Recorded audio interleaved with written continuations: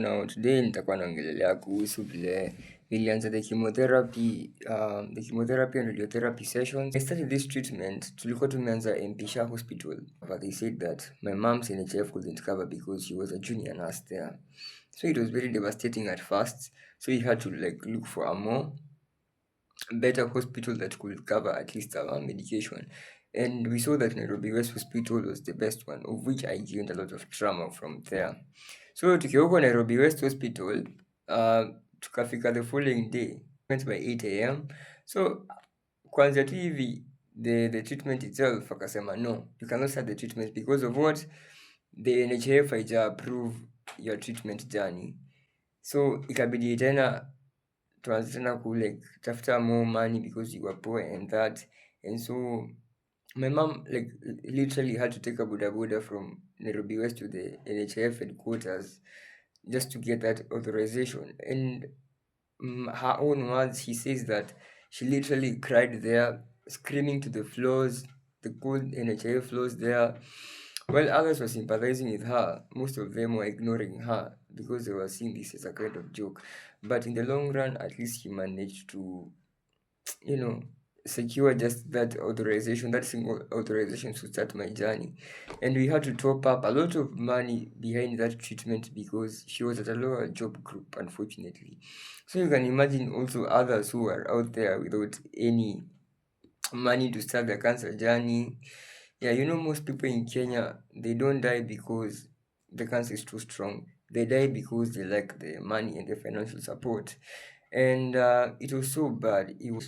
Unaona, akati mamangu alichukua bodaboda kwenda NHIF department, it was heavily raining. So akati alirudi alikuwa amejaa maji. 4 cycles of chemotherapy and 21 sessions of radiotherapy each and every day daily, commuting from 8 a.m.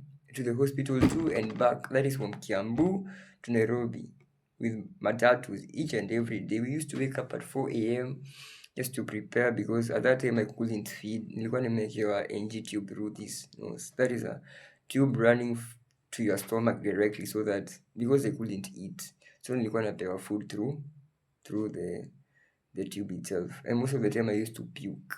So that was the harsh reality about the treatment itself. And when I started, I could see we were many, but most of them, they were old, around 50 plus age. I was the only child there, unfortunately. Nilikuwa nawaona and then nasema, well, mi niko strong enough. I'm very young. Most of them walikuwa kwa wheelchairs wakisukumwa. So nilikuwa nawaangalia hivi nashindwa, nini mbaya na hawa watu? Kwani hawana nguvu? Wote wanasukumwa na wheelchairs. Kumbe chuma changu kilikuwa motoni. After 14 days, I was in the wheelchair myself. I couldn't walk. I was bedridden at kabisa. Singeweza hadi kusonga.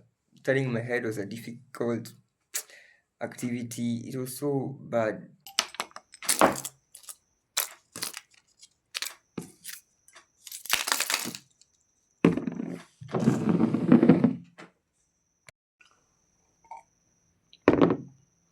I tell you this, most cancer patients, they don't die because the cancer is too strong.